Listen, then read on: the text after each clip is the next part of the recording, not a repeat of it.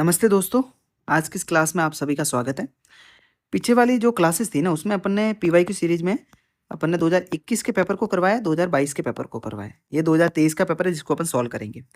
इसकी जो सॉल्यूशन वाली जो पीडीएफ होगी ना वो मैं टेलीग्राम पे डाल दूंगा, लिंक डिस्क्रिप्शन में जाकर ज्वाइन कर लेना। मैप वगैरह सारी चीज़ें लगा रखी है, तो आपको वैल्यू एडिशन के लिए काफ़ी चीज़ें यहाँ से मिलने वाली है। ठीक है, चैनल पर नए तो सब्सक्राइब कर देना। आज की क्लास को शुरू करते हैं। देखिए, पहला क्वेश्चन था कि निम्नलिखित कथनों में से विचार कीजिए कि कितने सही है। पहला क्या था कि झेलम नदी वूलर झील से होकर के बहती है। ये बात एकदम सही है। और वूलर झील है ना वो एशिया की दूसरी सबसे बड़ी स्वच्छ पानी की झील है, जो कि झेलम नदी पर स्थित है। और इस पे एक द्वीप भी स्थित है, इसको जाइना लंक द्वीप भी कहते हैं। ये आपके लिए वैल्यू एडिशन वाली चीज हो सकती है कि भाई अगर नेक्स्ट अभी जो 2025-26 वाला प्रीलिम्स है उसमें अगर सवाल आता है कि भाई इसमें एक स्टेटमेंट ये दे दी कि इस नदी पर एक इस नाम का द्वीप भी स्थित है, तो वो आपको आइडिया होगा थोड़ा बहुत। ठीक है ना। और बाकी एलिमिनेशन चीजों को भी यूज करेंगे कि एलिमिनेशन कहाँ कहाँ लगाया जा सकता था। कृष्णा नदी सीधे कोलेरू में गिरती है? नहीं, कृष्णा नदी कोलेरू से सीधे होकर के नहीं निकलती है। और इसके कुछ सहायक नदियां भी है, बुडमेरू, तमिलेरू, इनको आपको थोड़ा ध्यान रखना है। ठीक है। गंडक नदी के विसर्पण से कंवर झील का निर्माण होता है? नहीं, दूसरा भी गलत, तीसरा भी गलत है। क्योंकि कंवर झील का निर्माण है ना बूढ़ी गंडक जो नदी है उसकी एक वितरिका है, छोटी नदी है, उससे निर्माण होता है, ना कि गंडक नदी से डायरेक्टली होता है। ठीक है। तो पहले का क्या हो जाएगा आंसर? पहले का हो जाएगा अपने केवल एक। ठीक है, टिक कर लेना। दूसरा सवाल क्या है? पोर्ट्स दे रखे हैं कुछ और किस लिए वो विख्यात है उसके बारे में आपको बताना है। कामराजर पोर्ट, ठीक है, ये चेन्नई के नॉर्थ में स्थित है, लगभग 24 किलोमीटर। और ये सही है कि भाई भारत में एक कंपनी के रूप में इसको पंजीकृत किया गया, पहला जो पत्तन है। ठीक है, एकमात्र निगम पत्तन है। ठीक है। जो मुंद्रा पोर्ट है ना वो भारत का निजी स्वामित्व वाला सबसे बड़ा पत्तन है। अडानी अडानी जो ग्रुप्स है ना उनके पास में इसकी स्वामित्व है। ठीक है, दूसरा भी सही है। विशाखापट्टनम पोर्ट भारत में सबसे अधिक आदान पतन या फिर कंटेनर पोर्ट है? नहीं, कंटेनर पोर्ट में जवाहरलाल नेहरू पोर्ट है। देखिए, अभी जो सीडीएस का एग्जाम हुआ था ना इसमें भी पोर्ट्स वाले सवाल दे रखे हैं कि भाई कौन सा भू आबद है, कौन सा सबसे बड़ा कंटेनर पतन है। तो ये बहुत ज़्यादा इंपॉर्टेंट है कि भाई पोर्ट से आपको सवाल पूछ सकते हैं। ठीक है, एंशियंट हिस्ट्री में भी पोर्ट से सवाल आ सकता है। कुछ वैल्यूएशन वाली चीज़ है कि जो 13वां सबसे मेजर पोर्ट बन रहा है इंडिया में, वधावन पोर्ट, वो कहाँ पर है? महाराष्ट्र में स्थित है, पालघट में। और ये पब्लिक प्राइवेट पार्टनरशिप के तहत बनने वाला पोर्ट है और गहरे पानी की ग्रीनफील्ड परियोजना के तहत इसको डेवलप किया जा रहा है। ठीक है। अब देखिए, टॉप परफॉर्मर की बात करें पोर्ट्स में तो दीनदयाल पोर्ट कांडावाला, ठीक है, कार्गो कार्गो पोर्ट है। पारादीप उड़ीसा, मारमागांव, ठीक है। और इंडिविजुअल ग्रोथ करने वाला सबसे हाईएस्ट है मारमागांव, जिसकी अराउंड 16% के आसपास इंडिविजुअल ग्रोथ है। ठीक है, तो दो अपने क्वेश्चन हो गए। तीसरा क्वेश्चन है कि निम्नलिखित में से कितने पर्णपाती वृक्ष है जो मतलब किसी एक खास सीजन में अपने पत्ते गिराता हो? ठीक है, इसमें महुआ और सागौन जो है ना वो तो पर्णपाती है, लेकिन कटहल कटहल सदाबहार वृक्ष है और भारत एवं मलेशिया में स्थानिक रूप से एंडेमिक रूप से इसको देखा जा सकता है। ठीक है, तो इसका आंसर हो जाएगा केवल दो है। हालांकि जितने भाई 3 या फिर 4 आते हैं ना उसमें से 2 हाईएस्ट चांसेस रहते हैं कि सही हो। ठीक है ना। और 2023 वाले में तो ये पेयर वाले बहुत सारे सवाल पूछे थे, तो उसमें जो केवल दो वाले बहुत ज़्यादा सही सवाल थे। ठीक है ना, कि भाई आपने अगर केवल दो टिक किया तो उसमें से आपके चांसेस ज़्यादा थे सही होने के। देखिए, चौथा सवाल क्या था कि चीन की तुलना में भारत के पास अधिक कृषि योग्य क्षेत्र है। ठीक है, अब ये पूरा फैक्चुअल है टोटली। ठीक है, अब आपको ये डेटा पता हो भी सकता है, नहीं भी हो सकता है। ठीक है, दूसरा क्वेश्चन था कि चीन की तुलना में भारत में सिंचित क्षेत्र का अनुपात ज़्यादा है। अब देखिए, सिंचित क्षेत्र भारत को आपको पता है कि टोटली जो मानसून पर निर्भर है। ठीक है ना, खेती। तो अगर चाइना के कंपेरेटिवली अगर अपने पास सिंचित क्षेत्र ज़्यादा होता तो उत्पादन भी अपन ज़्यादा कर रहे होते। ठीक है ना, तो सिंचित क्षेत्र तो कम है चाइना से, और प्रति हेक्टर उत्पादन तो आपको पता है कि चाइना से अपना कम ही होगा। तो दूसरा और तीसरा तो गलत है। हालांकि पहला पहला सही है, क्यों? क्योंकि कृषि योग्य क्षेत्र अपने बहुत ज़्यादा है, लेकिन उसका उत्पादन चाइना से कम है अपना। ठीक है ना, अपने पास कुल भूमि का लगभग 47% कृषि योग्य है। ठीक है, और चीन के पास सिर्फ 12% ही है। क्यों? क्योंकि चाइना में जो शीत मरुस्थल वगैरह है, ठीक है ना, चिंजियांग जो प्रांत है उसमें पूरा मरुस्थल ही फैला हुआ है, जो ईस्टर्न एरिया है उसका। तो वहां पर कृषि भूमि तो 12% के आसपास है, लेकिन उत्पादकता बहुत ज्यादा है। ठीक है, सिंचित क्षेत्र में चाइना के पास 52% है, भारत के पास 30% है। अब देखिए, बजट 2026 में कुछ एग्रीकल्चर से रिलेटेड बातें आई थी कि 1.40 लाख करोड़ के आसपास बजट में मतलब इसका आवंटन हुआ है, इतने रुपए आवंटन हुए कृषि क्षेत्र को या फिर सिंचाई क्षेत्र को। भारत विस्तार, जिसमें एआई का यूज होगा कृषि क्षेत्र में। ठीक है, एग्री स्टेक, इसमें भी एआई यूज होगा कृषि में। और लखपति दीदी और सी पोर्टल भी है ना, ये भी इनडायरेक्टली भाई कृषि कृषि क्षेत्र से रिलेटेड या फिर छोटे जो उद्योग है ना एमएसएमई, तो वहाँ पर जो महिलाएं उत्पादन कर रही है उनको शी मार्ट के थ्रू मतलब बेचा जाएगा उनके उत्पादों को। जैसे इंस्टामार्ट वगैरह है ना, उसी तरह शी मार्ट स्टार्ट किया है, जो हैंडीक्राफ्ट्स वगैरह जो महिलाएं बना रही है उसको बेचा जाएगा। ठीक है, तो चौथे सवाल का केवल एक सही है। पांचवा सवाल क्या है कि निम्नलिखित में से कौन सा एक समुद्र स्तर के पुनरावृत्ति गिरावट का सर्वोत्तम उदाहरण है। देखिए जैसे मान लीजिए पहले समुद्र यहाँ तक था, ठीक है, अब ये भूमि वाला इलाका है, ये जल वाला इलाका, ठीक है, लेकिन किसी कारणवश ये समुद्र का पानी पीछे हट गया, तो ये वाला पूरा दलदली इलाका हो जाएगा। तो ये सबसे बेस्ट उदाहरण जो अपना कच्छ रीजन है ना, गुजरात वाला, तो गुजरात में कच्छ रीजन में इसी मतलब पानी के पीछे हटने की वजह से वहां पर दलदली क्षेत्र बना है, ठीक है ना, स्वैम्पी एरिया। अब देखिए गुजरात का सवाल आया है, कच्छ के रण का सवाल आया, तो कुछ और इस साल के अपडेट्स को भी देखेंगे। बन्नी ग्रासलैंड गुजरात में पूछ रखा है, ठीक है, पीवाईक्यू में आप देख लेना। अभी जो नई एक रामसर साइट ऐड हुई है छारी ढांड, इसको राजस्थान के एसआई एग्जाम में पूछ लिया, यूपी पीसीएस में भी शायद पूछ लिया इसमें, ठीक है। तो आपको छारी ढांड पता होना चाहिए कि रामसर साइट कहाँ पर स्थित है, गुजरात में। और यहाँ पर चीर बत्ती एक एक घटना होती है कि रात में कुछ ऐसे मतलब चमकीले से लाइट्स होती है आसमान में, ठीक है ना, डरावनी ऐसे थोड़ी खौफनाक मतलब गोस्ट लाइट भी कहते हैं उसको। तो चीर बत्ती ये एक परिघटना है जो कि कहाँ पर स्थित है, मतलब छारी ढांड एरिया में इसको देखा जाता है। ये फिफ्थ है, मतलब गुजरात का ये छारी ढांड है ना, वो पांचवा रामसर साइट है, ठीक है। तो पांचवा सवाल भी हो गया और साथ ही साथ अपने करंट वाले भी अपडेट सारी अपने देख ली साथ में। भारत के कतिपय तटीय क्षेत्रों में प्रचुर मात्रा में उपलब्ध इल्मेनाइट और रूटाइल निम्नलिखित में से किसके लिए प्रसिद्ध है। अब देखिए एल्यूमिनेट क्या होगा, एल्यूमिनियम, तांबा, लोहा, ये तो नॉर्मली सारे मेटल्स है, लेकिन इसमें यूनिक क्या दे रखा है, टाइटेनियम। अब देखिए टाइटेनियम यहाँ डालने की क्या जरूरत थी, अगर ये सही होगा तभी तो डाला है। तो ये ऑड वन आउट करके आप निकाल सकते हो कि भाई टाइटेनियम क्यों दिया है, क्योंकि ये सही होगा, नहीं तो इधर कुछ भी दे देता, प्लास्टिक दे देता, ठीक है ना। तो इस तरीके से अपना अगर आइडिया भी नहीं है ना, आपको कुछ मतलब नहीं लग पा रहे हो कि भाई क्या सही होगा, तो थोड़ा ऑड वन आउट करके मतलब कोई यूनिक सी चीज दे रखी है तो उसको सही मान सकते हो, ठीक है। तो छठे का हो जाएगा डी। सातवां क्या है, संसार का लगभग 3/4 कोबाल्ट जो विद्युत मोटर वाहनों की बैटरी में यूज होता है वो किस देश से बनता है। आपको पता है जो कॉन्गो बेसिन है ना, डीआरसी, ठीक है, डेमोक्रेटिक रिपब्लिक ऑफ कॉन्गो, तो वो लगभग विश्व का 70% के आसपास कोबाल्ट का निर्माण करता है। अब देखिए रेयर अर्थ एलिमेंट यहाँ से इंपॉर्टेंट हो जाते हैं क्योंकि यहाँ पे कॉन्गो से ये सवाल पूछा है। तो रेयर अर्थ एलिमेंट में 17 धात्विक खनिज होते हैं, जिसमें से 15 तो लेंथेनाइट ग्रुप्स के होते हैं, प्लस 2 स्कैंडियम और इट्रियम, ठीक है, ये 2 होते हैं। भारत के पास पांचवा सबसे बड़ा भंडारण है जो कि विश्व का 6% के आसपास है। और भारत में मोनाजाइट रेत है ना, केरल जैसे तट के किनारे, केरल तट के किनारे, तो वहां पर इसको देखा जा सकता है, ठीक है। तो सातवें सवाल का हो गया सी आंसर, ठीक है। अब देखिए आठवां सवाल है। आठवां सवाल क्या है कि निम्नलिखित में से कौन सा एक कॉन्गो बेसिन का भाग है। देखिए कॉन्गो बेसिन काफी ज्यादा न्यूज में था, और कैमरून जो होगा ना, इसका सही आंसर होगा सी, बी और डी, ये कॉन्गो बेसिन का भाग है नहीं। अब आपको आइडिया होना चाहिए कि कुछ जो मुख्य बेसिन है उसको अपन डिस्कस कर लेते हैं। अमेजन जो कि विश्व का सबसे बड़ा नदी बेसिन है, ठीक है, अमेजन बेसिन। कॉन्गो सेकंड सबसे बड़ा है अमेजन के बाद में, और यहाँ से जेरे नदी कॉन्गो नदी यहाँ से बहती है, ठीक है। सबसे गहरी नदी है कॉन्गो नदी, और भूमध्य रेखा को 2 बार ये काटती है, ये आपको आइडिया होना चाहिए, भूमध्य रेखा को 2 बार काटने वाली। अब आपको कमेंट करके बताना है कर्क रेखा को कौन कौन सी नदी है जो 2 बार काटती है, मकर रेखा को कौन सी नदी है जो 2 बार काटती है, और भूमध्य रेखा का तो आपको पता लग गया, जेरे नदी है जो भूमध्य रेखा को 2 बार काटती है, ठीक है। यहाँ से सवाल बन सकता है, ठीक है। तो आपको कमेंट में बताना है कि वो कौन कौन सी नदियां जो कर्क रेखा, मकर रेखा और भूमध्य रेखा को 2 बार काटती है, ठीक है। यांगसी नदी चाइना की एशिया की सबसे लंबी नदी है, ठीक है। 3 गॉर्जेस जो डैम बन रहा है ना चाइना का, वो भी इसी पर स्थित है। नील नदी दुनिया की सबसे लंबी नदी बेसिन है, ठीक है। मिसिसिपी बर्ड फूड्स भी कहते हैं और डेल्टा के लिए प्रसिद्ध है, ठीक है। कहाँ पर है, यूएसए में। देखिए ये कुछ नदी बेसिन थे, इसको भी डिस्कस कर लिया कि बाई चांस अगर सवाल आ जाए इन फ्यूचर तो आप थोड़ा टैकल कर सकते हो, ठीक है।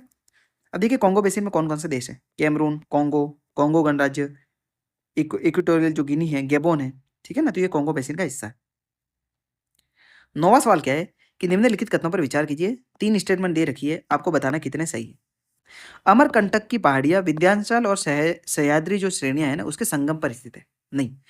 विंध्याचल और सतपुड़ा के संगम पर स्थित है कौन सी? अमरकंटक की पहाड़ियां, ना कि सह्याद्री। सह्याद्री कहाँ पर? महाराष्ट्र में पड़ जाता है, ठीक है, और अमरकंटक तो कहीं ना कहीं एमपी वाले हिस्से में आता है, ठीक है, तो पहला हो जाएगा गलत। बिलीगिरी रंजन पहाड़ियां सतपुड़ा श्रेणी के सबसे पूर्वी भाग में स्थित है। अब देखिए, ये तो बिलीगिरी रंजन आपको पता भी है ना, अभ्यारण्य भी है, तो कर्नाटक में स्थित है। अब जब ये कर्नाटक में स्थित है तो सतपुड़ा श्रेणियां तो एमपी महाराष्ट्र वाले साइड में पड़ जाती है, मतलब मेनली एमपी की श्रेणियां हैं, तो ये गलत हो जाएगा। शेषाचलम पहाड़ियां पश्चिमी घाट के सबसे दक्षिणी भाग में स्थित है, नहीं, शेषाचलम की पहाड़ियां आंध्र प्रदेश की पूर्वी घाट पर स्थित है। कहाँ पर? पूर्वी घाट, ठीक है ना, तो तीनों ही हो जाएंगे गलत। थोड़ा बहुत भी आइडिया है ना आपको, तो आप निकाल ले जाओगे। 10वां सवाल क्या है कि भारत की कनेक्टिविटी परियोजना के तहत में आपको बताना है कि कितने इसमें से स्टेटमेंट दे रखे हो सही। अब देखिए, इसमें भी तीनों गलत है, तो ऐसा मतलब बहुत बार ऐसा होता है ना कि एलिमिनेशन में लगता है कि अपने को 3 में से 1 तो सही होगा, तो यहाँ पे गलत भी हो सकते हैं, लेकिन आपको पता है कि नेट नेट प्रॉफिट होना चाहिए, आपको नेट पॉजिटिव होना चाहिए एट द एंड। तो अगर आप 10 सवाल छोड़ के आ रहे हो, उसमें से अटेम्प्ट कर रहे हो, तो 2-3 सवाल आपके नंबर बन सकते हैं। स्वर्णिम चतुर्भुज परियोजना के अधीन पूर्व पश्चिम गलियारा कॉरिडोर डिब्रूगढ़ से सूरत को जोड़ता है, नहीं, सिलचर को पोरबंदर से जोड़ता है, ये तो आपको पता है, ये तो आपके एनसीईआरटी में भी पढ़ रखा होगा, ठीक है, तो पहला तो आपको एलिमिनेट हो जाएगा। दूसरा क्या है? त्रिपक्षीय राजमार्ग मणिपुर के मोरे को म्यांमार से होते हुए थाईलैंड के चियांग माई को जोड़ता है। चियांग माई नहीं है, माई शॉर्ट है, ठीक है, तो दूसरा भी गलत हो जाएगा। बांग्लादेश, चीन, भारत और म्यांमार आर्थिक गलियारा कॉरिडोर उत्तर प्रदेश के वाराणसी को चीन में कुनमिंग से जोड़ता है, नहीं, वाराणसी नहीं है, ये कोलकाता से स्टार्ट है, जो मांडले म्यांमार से होते हुए बांग्लादेश ढाका से होते होते ये चाइना तक जाएगा, ठीक है ना, तो कोलकाता से, ना कि वाराणसी है। तो इसमें कितने सही है, ठीक है ना, तो इसमें से एक भी सही नहीं है, ठीक है, ये हो जाएगा अपने,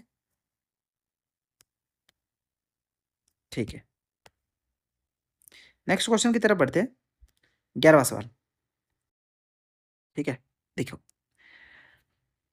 भारत के पास यूरेनियम निक्षेप होने के बावजूद भारत अपनी अधिकांश विद्युत उत्पादन के लिए कोयले पर निर्भर है, ठीक है, ये बात तो सही है कि भारत में यूरेनियम निक्षेप तो है, लेकिन अपन फिर भी अपन अराउंड 75% जो ऊर्जा की उपलब्धता है ना, वो अपन कोयले से प्राप्त कर रहे हैं, ठीक है।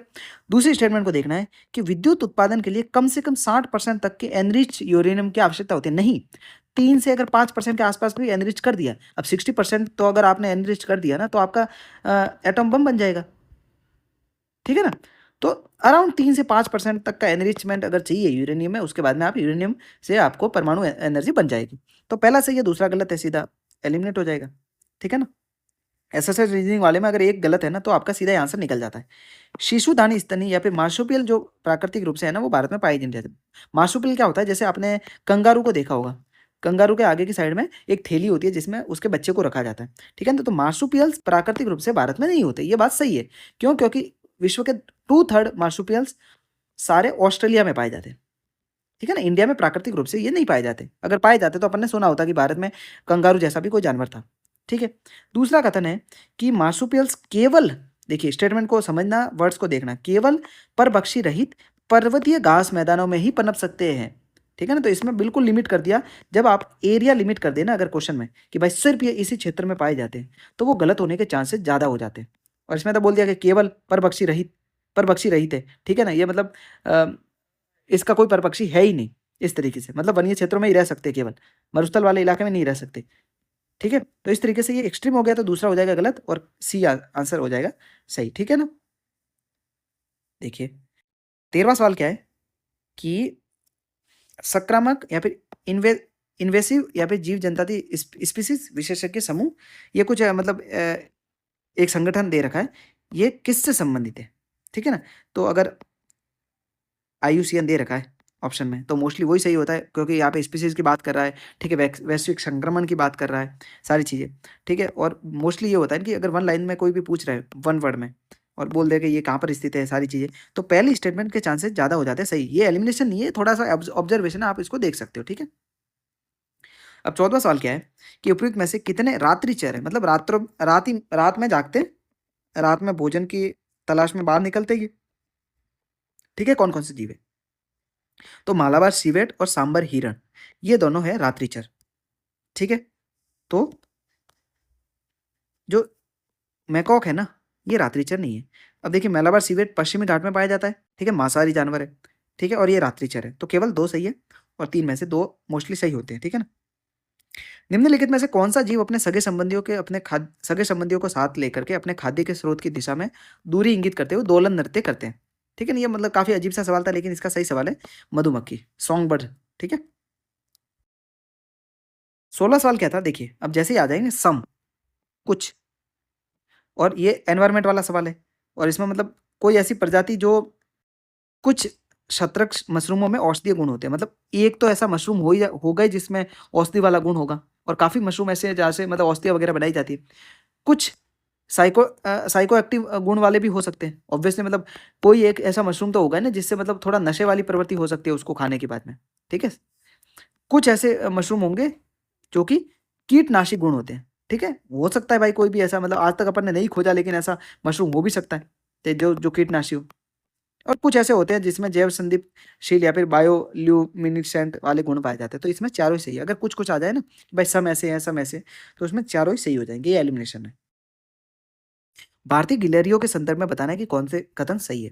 वे भूमि में बिल बनाकर अपने नीड का निर्माण करती है। नहीं, आपने देखा होगा कि गिलहरियां जो होती है ना, घर पे भी आपने देखा होगा आपके खेत वगैरह पे, तो वो मोस्टली पेड़ पे रहती है। ठीक है ना, वो बील वगैरह कुछ भी नहीं बनाती है, तो पहला तो गलत है। वे अपने भोज्य पदार्थों जैसे कि नट या फिर बीजों को भूमि के अंदर जमा करती है। ठीक है ना भाई, मतलब अगर एक बीज भी जमा कर दिया तो ये तो स्टेटमेंट सही हो जाएगी।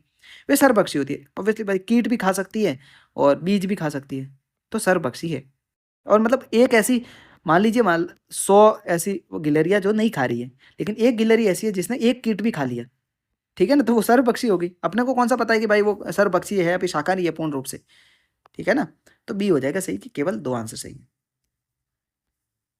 ठीक है, अब देखिए वापस वही सम वाला आ गया कि कुछ सूक्ष्म जीव ऐसे हैं जो कि जल के कथवांक से ऊपर भी वातावरण में जीवित रह सकते हैं। कुछ ऐसे जो हिमांक, जो मतलब 0 डिग्री से नीचे वाले में भी तापमान में जीवित रह सकते हैं। और कुछ जीव ऐसे जो 3 से भी कम पीएच वाले मान वाले वाटर में रह सकते हैं। तो हो सकता है ना भाई एक भी जीव ऐसा मिल गया जो इन तीनों कंडीशन में रह रहा है, तो सही हो जाएगा। तो तीनों ही आंसर सही है क्योंकि कुछ कुछ है। ठीक है ना, सम सम। 19वां सवाल क्या है कि निम्नलिखित में से कौन किसी वृक्ष या लकड़ी के लट्ठे में बने छिद्रों में से कीटों को खुरोचने के लिए लकड़ी का औजार बनाता है? तो ओरंगटन है। अब देखिए डब्ल्यू ये वेबसाइट है, इसको जाकर के आपको देखना है एक बार, और वहां पे जो भी स्पीसीज या फिर प्लेसेस जो दे रखे हैं ना, उसको एक बार देख लेना कि स्पीसीज में ओरंगटन दे रखा था उस टाइम, वहां से डायरेक्ट 2023 में सवाल पूछ लिया। ठीक है ना, उसी तरह 2024 में भी यहाँ से सवाल बने। तो इस वेबसाइट को एक बार आप विजिट करना, WWF इंडिया करके है, उसको भी देख लेना एक बार, और WWF करके वर्ल्ड लेवल की है, उसको भी देखना। तो वहाँ पे जो भी स्पीसीज है 2-3 पेज में, उसको आप एक बार जाकर के ओवरव्यू कर देखना वो कैसे दिखते हैं, किस तरीके के हैं, क्योंकि पूछ सकता है कि ये पक्षी है कि जानवर है। ठीक है ना, अब देखिए 20वां सवाल क्या है, निम्नलिखित कथनों में से बताना है कि कितने कथनों से हाइड्रोफ्लोकार्बन में इसका इसका यूज हो सकता है। अब देखिए एलिमिनेशन हो सकता है कि चारों ही सही हो। ठीक है, लेकिन यूपीएससी ने माना कि जो स्नैक होते हैं ना लुब्रिकेंट, उसका यूज नहीं हो सकता, तो केवल इसका 3 आंसर है। ठीक है, एचएफसी पूर्ण रूप से मानव निर्मित है, और जो एसी रेफ्रिजरेटर इन सारी चीजों में इसका यूज होता है। ठीक है, 21वां सवाल क्या है कि इनविट्स में जमा डिपॉजिट से हुई ब्याज की आय जो उसके निवेशकों में वितरित की जाती है वो कर से छूट प्राप्त है। आप देखिए इंडिया में कोई भी प्रॉफिट हो रहा है ना आपको किसी भी चीज पे, तो उस पे मतलब कैपिटल गेन्स टैक्स लगता है, सीजीटी। ठीक है, लाभ कर। तो ऐसा कहना है कि भाई इनविट से आपको फायदा हो गया और सरकार इस पर टैक्स लेगी नहीं, तो पहला हो जाएगा गलत। ठीक है, पहला गलत होते ही डी आपका आंसर तो सही निकल गया। ठीक है ना, लेकिन आपको दूसरी स्टेटमेंट भी पढ़नी है, क्योंकि आप सिर्फ सॉल्व करने नहीं आए हो, अपने थीम समझिए कि भाई कैसे सवाल पूछ रहे हैं, कैसे स्टेटमेंट बना रहे हैं। वित्तीय संपत्तियों का प्रतिभूतिकरण और पुनर्गठन और प्रतिभूति हित का प्रवर्तन अधिनियम 2002 के अंतर्गत इन्वेट्स के ऋणों के रूप में मान्यता दे रखी है। ठीक है ना, सरपा एसी एक्ट सिंपली। ठीक है, सरपा एसी एक्ट 2002 के तहत इसको ऋण के रूप में मान्यता दे रखी है। ठीक है, पहला गलत है, दूसरा सही है। अब देखिए इन्वेट्स क्या होते हैं, एक म्यूचुअल फंड की तरह होते हैं, जिसमें मतलब जैसे म्यूचुअल फंड में तो क्या होता है, स्टॉक में निवेश करते हैं ये लोगों से पैसा लेकर के। इनविट्स कैसा म्यूचुअल फंड है जिसमें लोगों से पैसा ले लिया, पर इंफ्रा वाले जो प्रोजेक्ट्स होते हैं ना, इंफ्रा प्रोजेक्ट्स, उसमें निवेश करते हैं, और वहां से जो पैसा प्रॉफिट बनता है वो फिर लोगों में वापस वितरण कर दिया जाता है। ठीक है, सेबी द्वारा रेगुलेट होता है, या पूछ सकते हैं आरबीआई द्वारा रेगुलेट है, तो ये गलत हो जाएगा। ठीक है, कुल प्रॉफिट का अराउंड 90% के आसपास लाभांश के रूप में वापस लोगों को वितरित कर दिया जाता है। ठीक है ना, तो इनविट्स एक तरह का म्यूचुअल फंड है जो कि इंफ्रा वाले प्रोजेक्ट्स में इन्वेस्टमेंट करता है। 20वां सवाल क्या है कि कोविड महामारी के बाद में हाल के विगत काल में पूरे विश्व में अनेक केंद्रीय बैंकों ने ब्याज दरें बढ़ा दी है। ठीक है। दूसरा ऑप्शन है कि आमतौर पर केंद्रीय बैंक मानते हैं कि उनके पास बढ़ती हुई उपभोक्ता कीमतों का मौद्रिक नीति के प्रयासों से प्रतिकार करने में सामर्थ्य है। ठीक है, जैसे अब कोविड आया था, ठीक है, कोविड के बाद में बहुत सारे बैंकों ने अपनी केंद्रीय बैंक की जो ब्याज दरें थी ना उसको बढ़ा दिया था। अब ब्याज दर बढ़ाने का मतलब क्या है, इन्फ्लेशन आ गया मान लीजिए, ठीक है, तो उस टाइम में ब्याज दर को बढ़ाएगा। अब कोरोना के टाइम पे क्या हुआ था, बहुत इन्फ्लेशन हो गया था, ठीक है ना, कि भाई जो एसेंशियल चीज़ें थी उसकी भी कीमतें बहुत सारा बढ़ गई थी, ठीक है, वो आपूर्ति पक्ष की वजह से हुआ था, क्योंकि आपूर्ति हो ही नहीं रही थी, मतलब सप्लाई अगर हो ही नहीं रही है मार्केट में किसी चीज़ की, तो उसकी डिमांड तो बनी रहेगी, तो वो उसकी प्राइस अपने आप मतलब बढ़ जाएगी। तो आरबीआई ने क्या किया था, और बहुत सारे जो सेंट्रल बैंक्स थे ना कंट्रीज़ के, उन्होंने ब्याज दरें बढ़ा दी थी, जिसकी वजह से इन्फ्लेशन पे कंट्रोल किया जा सके, ठीक है।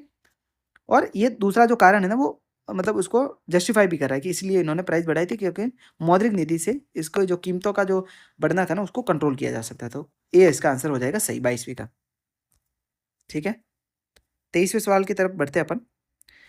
देखिए 23वां सवाल क्या था, कि ऐसी संभावना है कि कार्बन बाजार जलवायु परिवर्तन से निपटने का एक सबसे व्यापक साधन हो सकता है। अब जैसे हो सकता है, पॉसिबिलिटीज बता रखी है, तो इसमें अपन गलत नहीं कर सकते कि भाई नहीं होगा, ठीक है ना, तो पहला हो गया सही। दूसरा क्या है, इसमें दो स्टेटमेंट है ना। दूसरा क्या है कि कार्बन बाजार संसाधनों को प्राइवेट सेक्टर से राज्यों को हस्तांतरित कर देते हैं। अब ये है कंसेप्ट की बात, कैसे देखिए समझते हैं। जैसे देखिए, जो कार्बन मार्केट है ना वो एक टैक्स की तरह है, कि अगर आप कार्बन का उत्सर्जन कर रहे हो तो आपको उसका जुर्माने के रूप में आपको पैसा या फिर जो क्रेडिट्स होते हैं ना वो खरीदने पड़ेंगे। क्रेडिट्स खरीदेंगे तो पैसा किसके पास जाएगा, सरकार के पास, ठीक है, इनडायरेक्टली। संसाधन जो कि राज्यों को अंतरित हो जाएगा। आप जैसे ज़्यादा आपने कार्बन उत्सर्जन कर लिया, और जो कम कार्बन उत्सर्जन कर रही है उस कंपनी से आपने क्रेडिट खरीद लिए, ठीक है, तो वो क्रेडिट इनडायरेक्टली राज्य के पास ही तो जा रहे हैं, मतलब राज्य के हित में ही जा रहे हैं, ठीक है। कैसे, जैसे देखिए आपने उत्सर्जन परमिट खरीदा, ठीक है, कार्बन टैक्स आप पे लगा, कार्बन क्रेडिट ट्रेडिंग आपने करी है, ठीक है, राज्य द्वारा कल्याणकारी योजनाओं के रूप में उसका पुनर्निवेश भी होगा, तो इनडायरेक्टली राज्य के पास जाएगा जो पैसा आएगा, ठीक है ना। तो ये दोनों ही सही है, लेकिन हाँ इसकी कोई व्याख्या ये नहीं कर रहा कि भाई ये जलवायु परिवर्तन में किस तरीके से हेल्प करेगा, इसकी कोई व्याख्या नहीं है, ठीक है ना, ये नॉर्मली अपनी स्टेटमेंट बता रहा है। 24वां सवाल क्या है, कि भारतीय रिजर्व बैंक ने निम्नलिखित में से किस एक गतिविधि को बंधीकरण या फिर स्टरलाइजेशन के एक भाग के रूप में चुना है। तो ओपन मार्केट जो ऑपरेशन होता है ना वो स्टरलाइजेशन होता है, बाजार स्टेबलाइजेशन। कैसे, अब देखिए लार्ज कैपिटल जो प्रवाह होता है उससे जो अधिशेष बचता है वो तरलता, और जो डेटेड सिक्योरिटीज है ना, ट्रेजरी बिल, उसके थ्रू इसका अवशोषण किया जाता है। मतलब जो आरबीआई है वो अतिरिक्त पैसा अगर मार्केट में जा रहा है तो उसका अवशोषण कैसे करेगा, ओपन मार्केट ऑपरेशन की वजह से। ओपन मार्केट ऑपरेशन की वजह से कैसे, मान लीजिए बाजार में बहुत सारा पैसा चला गया, ठीक है, अब पैसे को खींचना है तो आरबीआई क्या करेगी, कुछ गवर्नमेंट सिक्योरिटीज मार्केट में लाएगी। अब लोग उसको खरीदेंगे, तो लोग खरीदेंगे तो आरबीआई को पैसा देना पड़ेगा, तो इनडायरेक्टली बाजार से पैसे आरबीआई के पास आ जाएंगे और थोड़ा बहुत इन्फ्लेशन कंट्रोल हो जाएगा, ठीक है ना। ये खरीद बिक्री वाला खेल है, ठीक है, समझना है बस। मतलब सरकारी प्रतिभूतियां जो गवर्नमेंट सिक्योरिटीज है उनकी खरीद बिक्री होती है ओपन मार्केट ऑपरेशन के आधार पर। 25वां सवाल क्या है, कि इसमें से कितने पूंजी बाजार में शामिल है, चार ऑप्शन दे रखे। अब देखिए पूंजी बाजार क्या होता है, कैपिटल मार्केट और मनी मार्केट, इसको समझना है। मनी मार्केट क्या होता है, शॉर्ट टर्म के लिए, एक वर्ष तक के जो भी इन्वेस्टमेंट होंगे ना वो मनी मार्केट में होते हैं। कैपिटल मार्केट में more than 1 year. Money market में कार्यशील पूंजी होती है, ठीक है, इससे एसेट क्रिएशन नहीं होते इन फ्यूचर। लेकिन कैपिटल मार्केट में एसेट क्रिएशन होते हैं, वो स्थिर पूंजी है, एक बार लगाने के बाद में 3-4 साल तक उससे आपको प्रॉफिट मिलता रहेगा। मनी मार्केट में कम जोखिम होता है, कैपिटल मार्केट में ज़्यादा जोखिम होता है। मनी मार्केट में कौन कौन से चीज़ें आती है, जैसे ट्रेजरी बिल गवर्नमेंट का हो गया, कैश डिपॉजिट हो गया, ठीक है ना, और बैंक जो सेंट्रल बैंक है ये सारे ये इस तरीके की कार्रवाई करते हैं। लेकिन कैपिटल मार्केट में आएगा शेयर, बॉन्ड, डिबेंचर्स, ठीक है, और वो खुदरा निवेशक या फिर जो संस्थाएं हैं सेबी वगैरह, उसके अंदर ये सारे रेगुलेशंस होते हैं। तो आपको पता है बॉन्ड और शेयर स्टॉक ये तो आगे किस में, कैपिटल मार्केट में। लेकिन कॉल मनी, ट्रेजरी बिल ये आ गए किसमें, मनी मार्केट में। तो इसमें से केवल दो हो जाएगा सही, ठीक है ना। ये आपको सारणी एक बार समझनी है कि भाई मनी मार्केट कैपिटल मार्केट क्या है, क्योंकि सवाल यहाँ से बने हैं पीवाई क्विज में, ठीक है, पॉलिटी वाले सेक्शन में। 26वां सवाल क्या है, देखिए सीधा सा कहीं शायद अ, कुछ मैगजीन में या फिर दे रखा था कि लघु कृषक बड़े खेत क्या है, तो इसमें बी वाला आंसर सही था कि किसी क्षेत्र के अनेक सीमांत कृषक, छोटे-छोटे किसान है ना, वो मिल करके एक कंसोलिडेटेड फार्म बनाते हैं, मतलब सभी का मिला करके एक खेत बना देता है और वहाँ पर कृषि कार्य करते हैं, ठीक है? जिसकी वजह से लागत कम लगती है और कहीं न कहीं आपको प्रॉफ़िट होता है ना, वो ज़्यादा होता है, ठीक है? तो इस टर्मिनोलॉजी का सीधा मतलब ये है। अब देखिए कितने सही है बताना आपको। भारत सरकार काले तिल या फिर नाइजर है ना, उसके बीजों के लिए एमएसपी प्रदान करती है, तो ये सही है, ठीक है ना? आपने पढ़ रखा होगा। तो नाइजर के लिए भारत सरकार इसकी जो एमएसपी है वो प्रदान करती है। काले तिल की खेती खरीफ फसल के रूप में की जा सकती है। देखिए खरीफ रबी इसमें कन्फ्यूजन नहीं होता है। अगर आ जाता है कि ये इसकी रबी फसल के रूप में होता है तो आपको टिक लगा देना है। क्यों? क्योंकि भले ही नॉर्थ इंडिया में ऋतुएं चेंज हो जाती है तो खरीफ रबी में थोड़ा डिफरेंस है, लेकिन जो साउथ इंडिया है ना, वहाँ पर ऋतु में परिवर्तन नहीं होता है, ना के बराबर होता है। तो वहाँ पर नॉर्थ इंडिया में जो रबी की फसल है, वो साउथ इंडिया में खरीफ में भी उगाई जाती है। ठीक है ना? तो ये कन्फ्यूजन नहीं पालना। अगर पूछ रहा है कि भाई ये खरीफ की फसल है तो आपको टिक कर देना सही। और भारत के कुछ जनजातीय लोग काले तिल के उसके यूज़ को तेल जो पकाने वाला तेल है उसके रूप में भी यूज़ हो सकता है। एक फैमिली भी कर रही है तो सही हो जाएगा। तो इसमें तीनों ही सही हो जाएगी। अब यहाँ से क्या कंसेप्ट देखना है अपने को, एमएसपी। देखिए एमएसपी कृषि लागत एवं मूल्य आयोग जो सीएसीपी है ना, उसके द्वारा सिफारिशें की जाती है और आर्थिक मामलों की मंत्रिमंडलीय समिति सीसीईए द्वारा अंतिम रूप से निर्णय लिया जाता है। ठीक है, तो सीएसीपी और सीसीईए दोनों संस्थाओं को याद रखना है कि कौन सिफारिश करता है और कौन अंतिम निर्णय देता है। इसमें टोटल 22 फसलें और गन्ना के लिए एफआरपी दी जाती है। ठीक है, एमएसपी नहीं होती, गन्ना के लिए होती है एफआरपी अलग से। स्वामीनाथन समिति की सिफारिशों के आधार पर इसको लागू किया था और इसका फॉर्मूला क्या, A2+FL का 1.5 गुना। ठीक है ना? इसमें क्या-क्या है सारी टेक्निकल चीज़ें एक बार आप गूगल करके देख लेना कि भाई A2 और FL में क्या-क्या आती है। ठीक है ना? उसका 1.5 गुना। मतलब A2 में जैसे इनपुट्स वगैरह आते हैं, जैसे आपने बीज वगैरह खरीदे या फिर जो मज़दूरी लग रही है, ठीक है ना? वो सारी चीज़ें। और FL में फैमिली लेबर्स की जो मज़दूरी होगी ना, उसको भी इंक्लूड करके उस पर 1.5 गुना प्रॉफ़िट बना करके मतलब किसानों को दिया जाता है। ठीक है? इसमें कोई कानूनी गारंटी नहीं है और अभी जो कृषि कानून को लाया था और मतलब जो हड़तालें हुई थी किसानों को, वो इसी को लेकर के थी कि भाई हमें कानूनी लीगली गारंटी दी जाएगी, आपको एमएसपी दी जाएगी। ठीक है ना? देखिए 28वां सवाल क्या था कि आपको बताना है कि निम्नलिखित में से कितने अमूर्त निवेश हैं। अमूर्त निवेश मतलब अमूर्त निवेश जिसमें पेटेंट हो गया, ब्रांड वैल्यू होगी, जैसे गुडविल वगैरह होती है, जो कि फिजिकल फॉर्म में आपको दिखाई नहीं देगा। ठीक है ना? आपने पेटेंट ले लिया किसी चीज़ का, तो फिजिकल फॉर्म में है? नहीं है, एक कागज़ के रूप में। ठीक है, तो वो तो होगा अमूर्त निवेश। मूर्त निवेश में क्या होगा, जैसे मशीनरी आपने खरीद ली, रियल एस्टेट में आपने इन्वेस्टमेंट कर दिया, ठीक है, जो भौतिक या फिर विजिबल रूप में आपके सामने दिखाई देगा वो इन्वेस्टमेंट। ठीक है, तो ब्रांड वैल्यू ठीक है, अमूर्त है। बौद्धिक संपदा आपने कॉपीराइट ले लिए, ठीक है। जो डाक सूची होगी, डेटाबेस, ठीक है, वो भी अमूर्त है। लेकिन माल सूची जो कच्चा माल है आपके पास में, तैयार माल है या फिर स्टॉक आपके पास पड़ा है, तो दूसरा है ना वो अमूर्त नहीं है, वो मूर्त है। तो इसमें से केवल 3 है। ठीक है ना? टेंजिबल और इनटेंजिबल भी इसको बोला जाता है। तो आपको आइडिया होना चाहिए कि कौन-कौन सी चीज़ें इसमें शामिल है या नहीं है। ठीक है? अब देखिए, ये सवाल है 15वें वित्त आयोग पे और अभी लेटेस्ट 16th फाइनेंस कमीशन आया है, 16वां वित्त आयोग, जो कि अभी न्यूज़ में इसका जो फ़ॉर्मूलाज़ वगैरह है ना, वो आपको देखना है। जो करंट अफेयर्स की क्लास है, तो उसमें भी मैंने इसको अच्छे से समझा रखा है। और अब देखिए नई चीज़ें क्या ऐड हुई है। 15वें वित्त आयोग और जो 16वें वित्त आयोग है ना, कुछ चीज़ें ऐड हुई है। जो टैक्स एफर्ट्स वाला 2.5% था ना, उसको रिमूव कर दिया है और जीडीपी योगदान का 10% इसको शामिल कर दिया है। ठीक है? 1 मिनट मैं पानी पी रहा हूँ दोस्तों।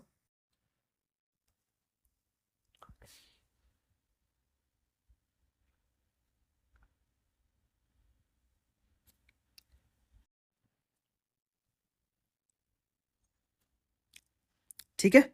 अब देखिए कुछ चेंजेज़ हुए डेटा में, उसको समझ लेते हैं।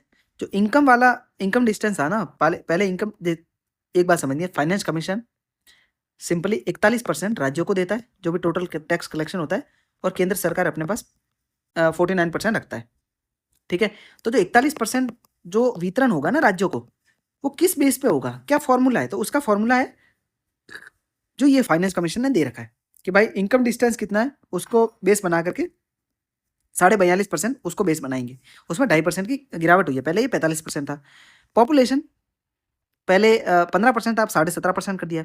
डेमोग्राफिक सुधार आपने कितने किए, पहले 10% था, अब मतलब पहले 12.5% था, अब 10% कर दिया। ठीक है, करंट वाली क्लास को देख लेना, करंट पे इसका मैंने पूरा स्क्रीनशॉट भी आपके सामने दे रखा है। ठीक है, तो उसको देख लेना आप। जीडीपी योगदान 10% नया ऐड हुआ है, फॉरेस्ट वाला 10% सेम बना रखा है, और जो एरिया था ना 10%, एरिया उसको 10% कर दिया, पहले 15% था। ठीक है, और टैक्स कलेक्शन वाली जो बात है ना, टैक्स रिफॉर्म्स वाली बात, उसके 2.5% को खत्म कर दिया। ठीक है, ओके। तो एक मिनट देखता हूँ इसमें शायद ऐड कहाँ से होगा, नहीं बाद में देख लेना, मैं पीडीएफ प्रोवाइड करवा दूंगा इसकी।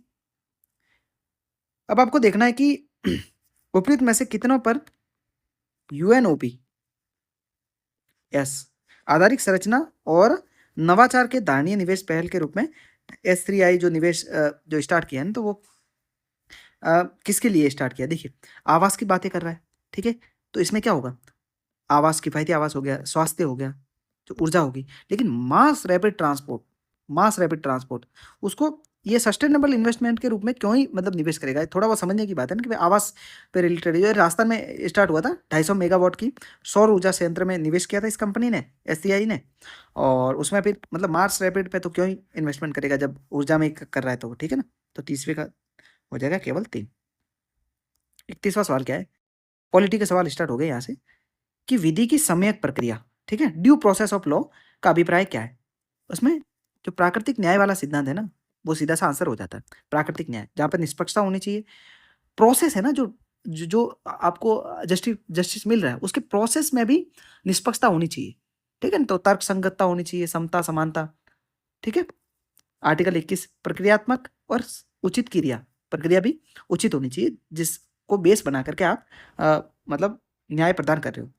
ठीक है, भारत में दिन प्रतिदिन जेल प्रशासन के लिए जेलों का अनुरक्षण राज्य सरकारें अपने नियम और विनियमों से करता है। ठीक है, ठीक है, भारत में जेल का नियंत्रण जेल अधिनियम 1894 के तहत इसको रेगुलेट किया जाता है। एक बात और समझ लेना, जितने भी पुराने ओल्ड एक्ट आते हैं ना, आप पीवाईक्यू देख लेना, ओल्ड एक्ट हमेशा सही होते हैं।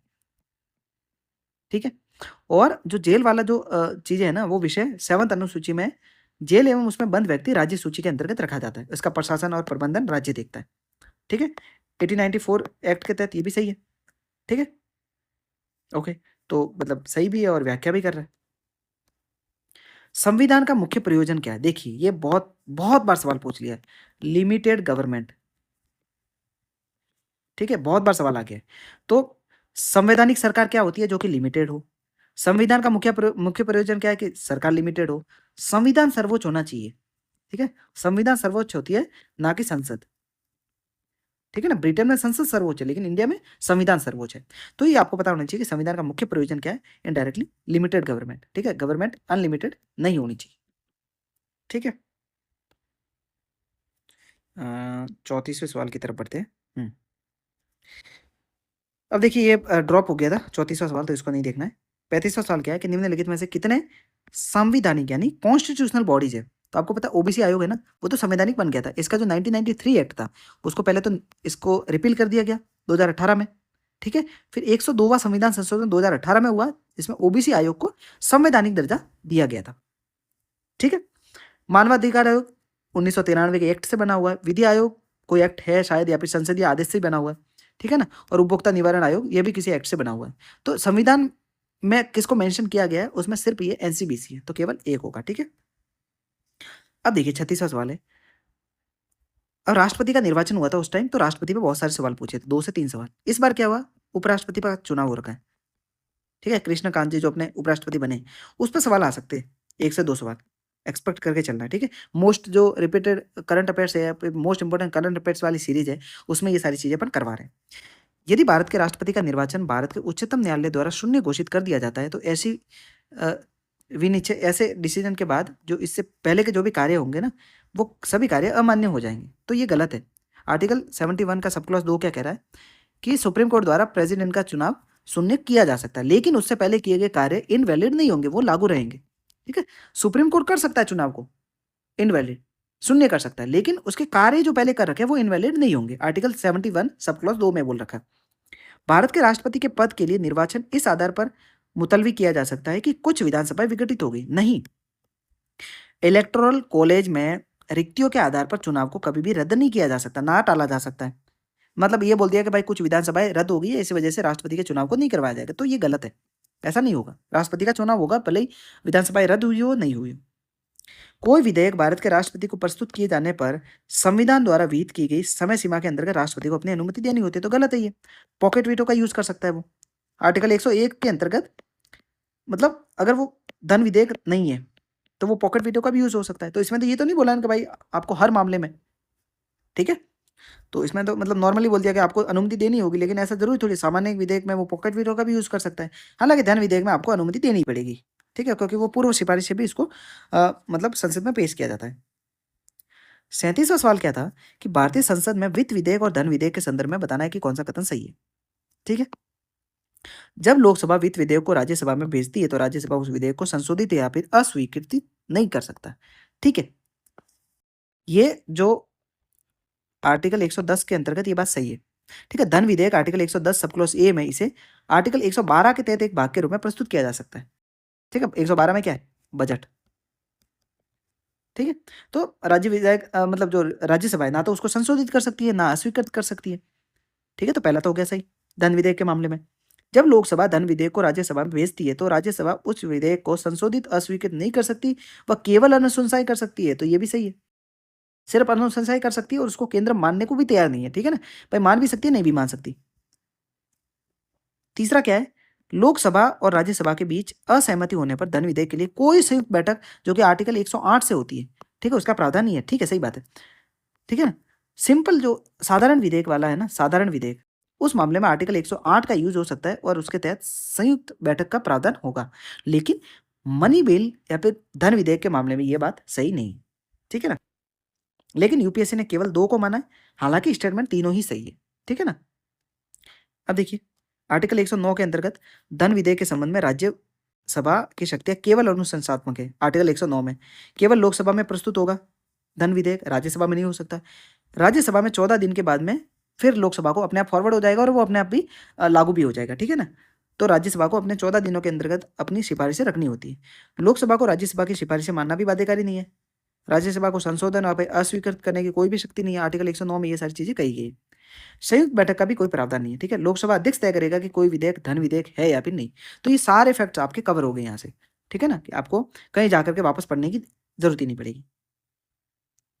38वां सवाल क्या है कि यदि एक बार केंद्र सरकार द्वारा किसी क्षेत्र को समुदाय या फिर कम्युनिटी रिजर्व घोषित कर दिया जाता है तो क्या होगा। राज्य का प्रमुख जो वन्यजीव वार्डन है ना, ऐसे वन का नियंत्रक प्राधिकारी होगा। नहीं, ये गलत है।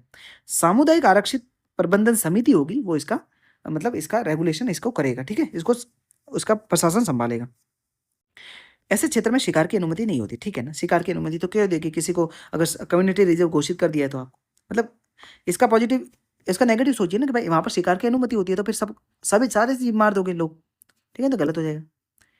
ऐसे क्षेत्रों के लोगों को गैर इमारती लकड़ी वनोत्पाद को संग्रह करने की अनुमति होती है। तो ये ऐड किया ना स्पेसिफिक कि गैर इमारती लकड़ियां है ना, उसको आप संग्रह कर सकते हो। ठीक है,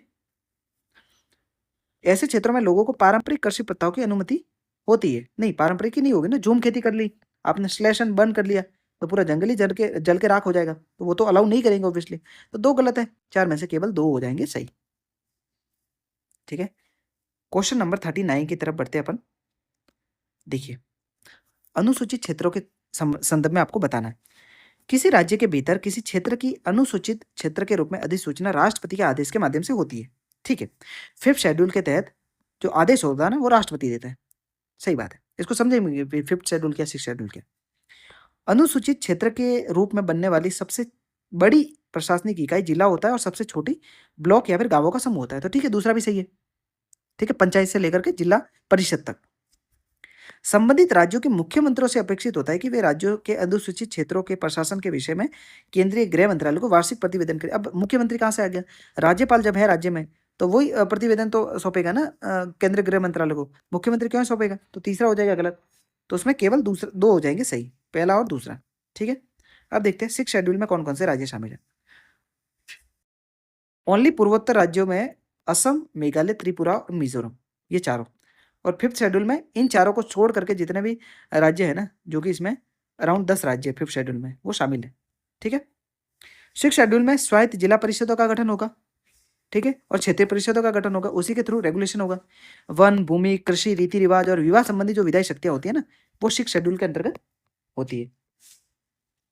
ठीक है, ग्राम न्यायालयों की स्थापना की जाती है।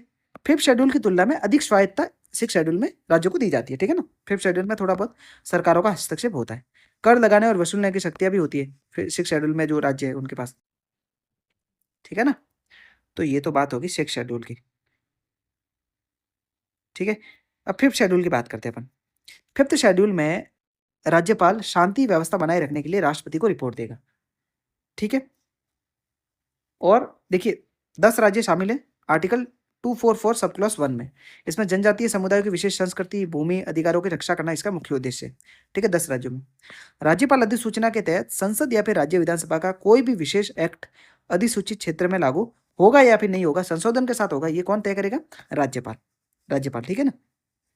जनजातीय सलाहकार परिषद जिसमें 20 सदस्य होते हैं, 3/4 जो राज्य विधानसभा से होते हैं और वो होंगे अनुसूचित जनजाति के प्रतिनिधि। ठीक है ना, 20 में से 3/4 वो कौन से होंगे? एसटी कम्युनिटी के जो विधानसभा में लोग बैठे हैं ना, वो होंगे। भूमि हस्तांतरण पर रोक होगी। राष्ट्रपति घोषणा करेगा कि शेड्यूल एरिया की सीमा में बदलाव होगा या फिर उसके क्षेत्र को घटाना बढ़ाना होगा ना, तो वो कौन डिसाइड करेगा? वो करेगा राष्ट्रपति। ठीक है ना, तो इस सवाल को अपन ने पूरी तरीके से डिस्कस कर लिया है। अब आगे बढ़ते हैं। देखिए क्वेश्चन नंबर 39 अपन ने डिस्कस कर लिया था।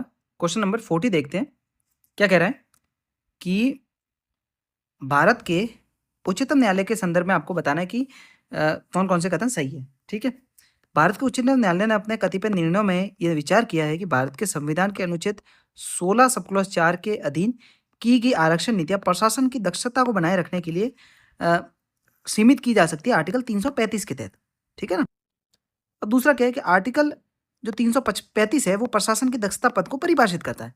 अब जैसे ही संविधान में परिभाषित कर रखा है या आ गया तो वो हो जाएगा गलत। ये पीवाईक्यू से अपन ने बेसिक आइडिया लगा लिया है कि अगर सवाल में पूछ रहा है कि भाई ये वाली जो टर्मिनोलॉजी है दक्षता वाली, इसको संविधान क्या कर रहा है? परिभाषित करता है, तो वो हो जाएगा गलत। अगर ये निकल गया तो दूसरा गलत है, पहला सही है इनडायरेक्टली। ठीक है, इंदिरा साहनी मामला 1993, एम नागराजन मामला 2006, इसके अंतर्गत ये बातें बताई गई थी कि आर्टिकल 16(4) के अंतर्गत बनाई गई आरक्षण की नीतियां आर्टिकल 335 के तहत जो दक्षता वाला मामला है ना, प्रशासनिक दक्षता बनाए रखने के लिए, उसको थोड़ा बहुत सीमित किया जा सकता है।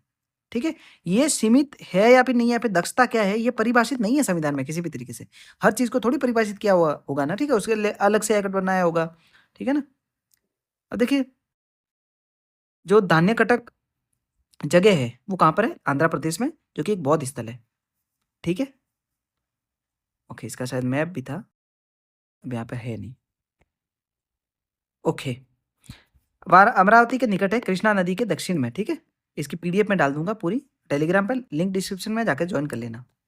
42वां सवाल क्या है कि भारतीय इतिहास के संदर्भ में निम्नलिखित कथनों पर विचार करना। आपको स्तूप की संकल्पना मूलतः बौद्ध संकल्पना है।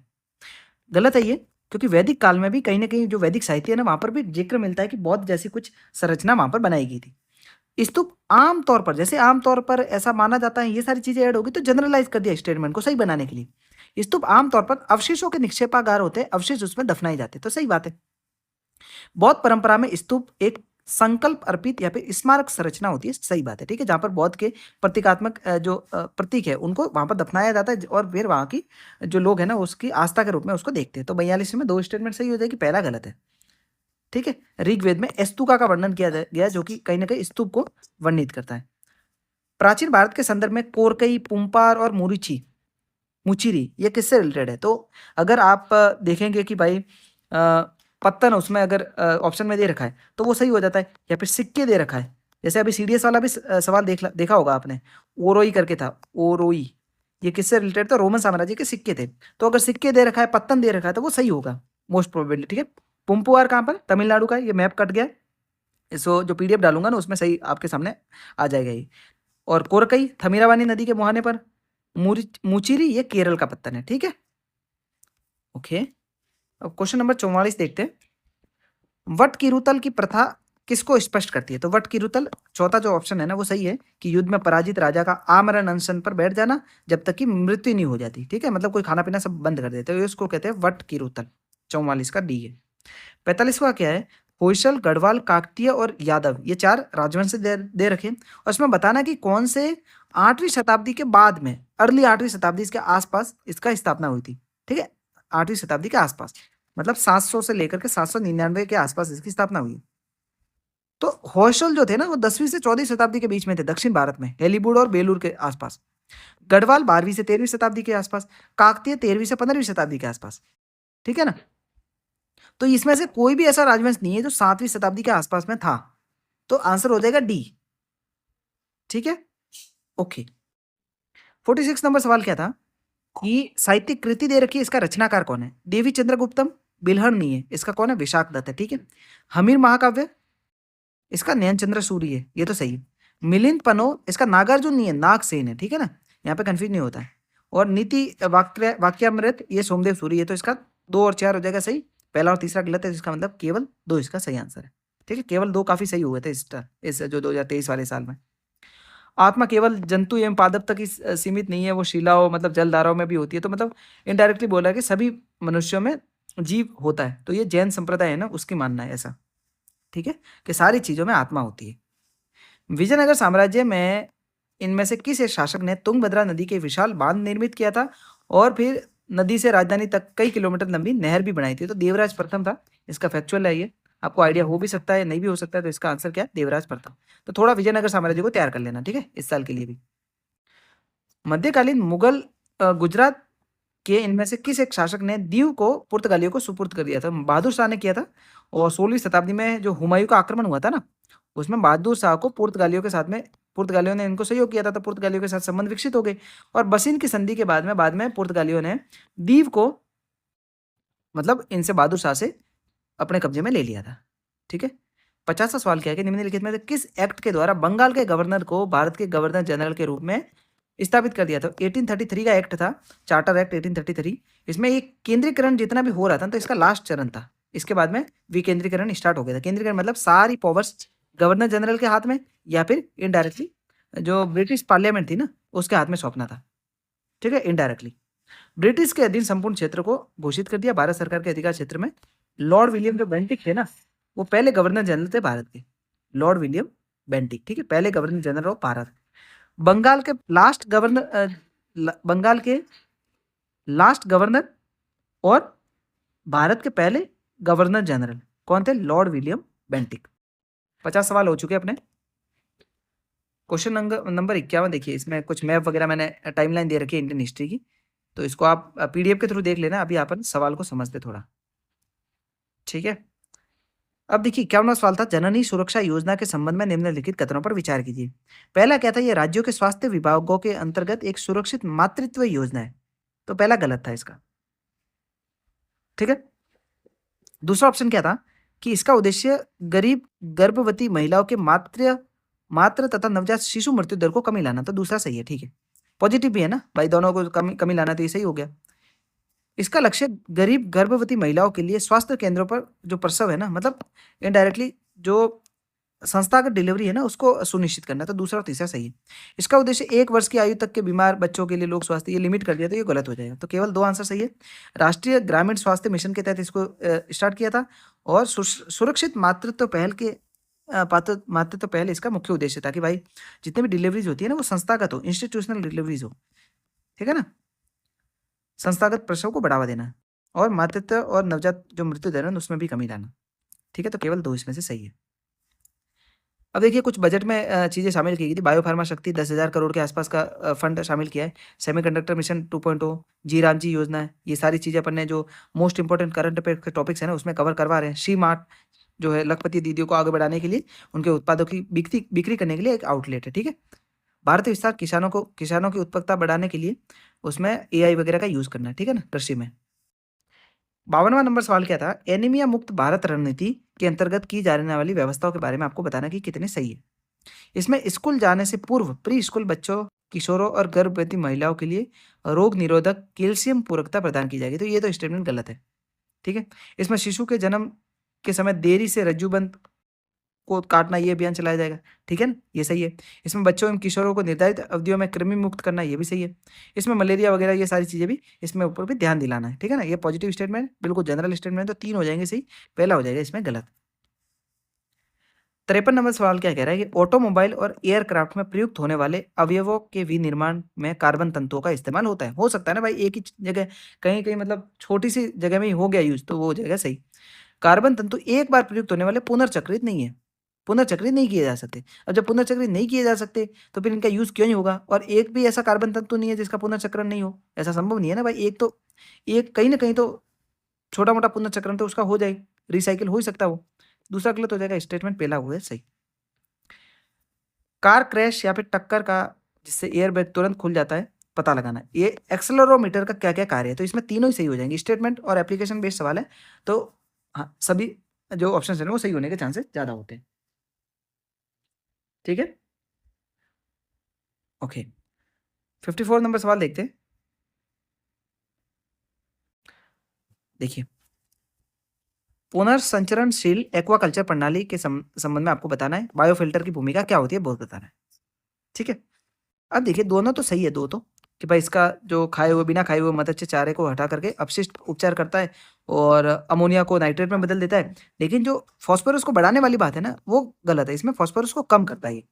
ठीक है? बायोफिल्टर। तो इसमें हो जाएगा केवल 2। तो बायोफिल्टर से अमोनिया के स्तर को नियंत्रित करना है, ना कि उसको बढ़ाना है। ठीक है? 56वां सवाल क्या है? अब देखिए ये पल्सर तो सही है कि न्यूट्रॉन तारे तब बनते हैं जब विशाल तारों का ईंधन खत्म हो जाता है और फिर वो अ, उसका मतलब वो खत्म होने के कगार पर होते हैं, तो पल्सर बनते हैं। लेकिन ये नीहारिका है, जैसे अंतरिक्ष में धूल वगैरह होती है, गैस के विशाल बादल होते हैं, उनको नीहारिका कहते हैं, तो इनको इंटरचेंज कर दिया। तो इसमें से केवल एक सही होगा। ठीक है? ये कुछ फैक्ट्स दे रखे मैंने साइंस टेक के, इसको पढ़ लेना। ये इस साल बहुत ज़्यादा न्यूज़ में थे, तो यहाँ से अगर सवाल बनता है तो आपके सही हो जाएँगे। इसको आप खुद से पढ़ लेना, इसमें समझाने वाली कोई बात नहीं है, फैक्ट है। वीडियो पॉज़ करके इसको नोट कर लेना अपने नोटबुक में, ठीक है? 57 नंबर सवाल क्या था कि निम्नलिखित में से किसके पास में अपना खुद का नेविगेशन सिस्टम है? तो जापान में इसमें सही आंसर था। ऑस्ट्रेलिया के पास नहीं है, कनाडा के पास नहीं है, इज़राइल के पास नहीं है। और देखिए यूएसए के पास है, जैसे जीपीएस अपन यूज़ कर रहे हैं ना, तो वो यूएसए का नेविगेशन सिस्टम है। रूस के पास है ग्लोनास करके, ईयू के पास है गैलीलियो, चाइना के पास ल्यूडो, भारत के पास में जो अभी नाविक अपन ने बनाया है, तो भारत का भी नेविगेशन सिस्टम है। जापान के पास में ये क्यूजेडएसएस करके जो भी है। ठीक है? अब इसमें देखिए बैलिस्टिक मिसाइल और क्रूज़ मिसाइल में अंतर पूछा है। सीधा इसकी एप्लीकेशन पूछी है, तो ये इंटरचेंज कर दिया दोनों को, ठीक है? अब समझते हैं बैलिस्टिक और क्रूज़ मिसाइल होती क्या है? बैलिस्टिक मिसाइल तो एक बार छोड़ देते हैं तो वो ऐसे इस तरीके के सर्कुलर या फिर अर्धचंद्राकार वाले पथ पे जाकर के किसी एक जगह को फिक्स कर लेते हैं कि यहाँ पर ही वो गिरेगी। मास डिस्ट्रक्शन के लिए इसका यूज़ होता है। इसको मतलब कोई भी रेगुलेट नहीं कर सकते। इसको अपन कंट्रोल नहीं कर सकते छोड़ने के बाद।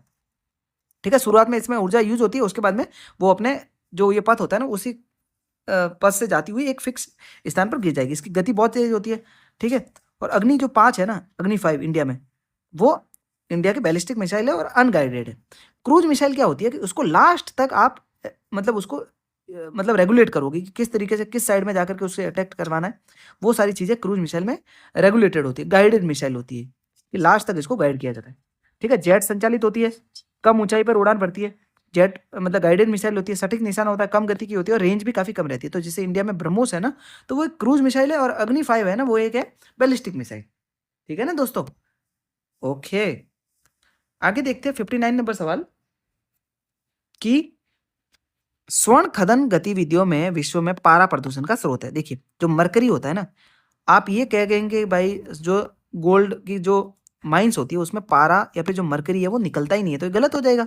पारा तो निकलता ही होगा, 1% मामले में भी अगर निकले तो प्रदूषण तो हो ही रहा है, मरकरी वाला। दूसरा क्या है कि कोयला आधारित ऊष्मीय शक्ति संयंत्र या फिर थर्मल पावर प्लांट है, वहां से पारा प्रदूषण होता ही होगा। पारा के संपर्क में आने वाला कोई भी गैस सुरक्षा स्तर नहीं है, तो ये गलत है।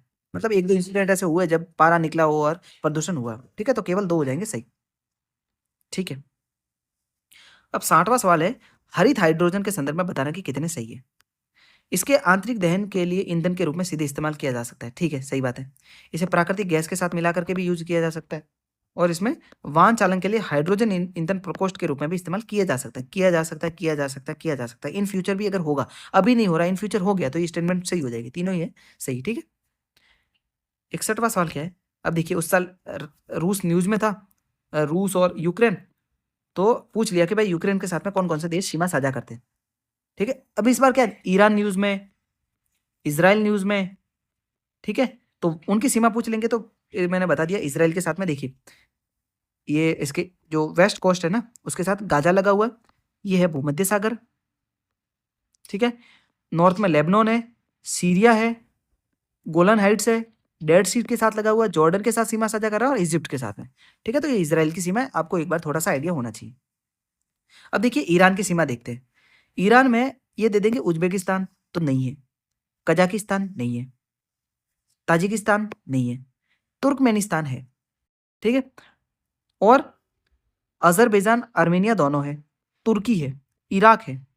ठीक है, फारस की खाड़ी है साउथ में, हॉर्मुज जल संधि है, पाकिस्तान भी है, अफगानिस्तान भी है, ईस्टर्न जो सीमा है उसमें। तो ईस्टर्न या फिर नॉर्थ ईस्ट जो सीमा है तुर्कमेनिस्तान, अफगानिस्तान और पाकिस्तान है। साउथ में हॉर्मुज संधि और फारस की खाड़ी है। ठीक है, वेस्ट में इराक है और नॉर्थ वेस्ट में आर्मेनिया और अजरबैजान है। सीरिया के साथ में ये सीमा साझा नहीं कर सकता। ठीक है ना, ईरान सीरिया के साथ में कोई सीमा साझा नहीं कर सकता। ठीक है ना, तो उज्बेकिस्तान भी नहीं है, सीरिया भी नहीं है, तो इसको एलिमिनेट कर लेना अगर सवाल आ जाए।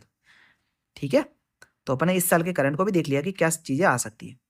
अब देखिए पृथ्वी के वायुमंडल में, अब देखिए ज्योग्राफी है तो थोड़ा कंसेप्ट समझेंगे अच्छे से, थोड़ा टाइम लेकर के।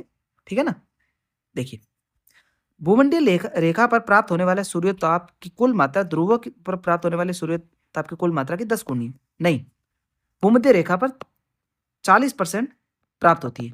ठीक है, केवल भूमध्य रेखा पर। तो पहला गलत है।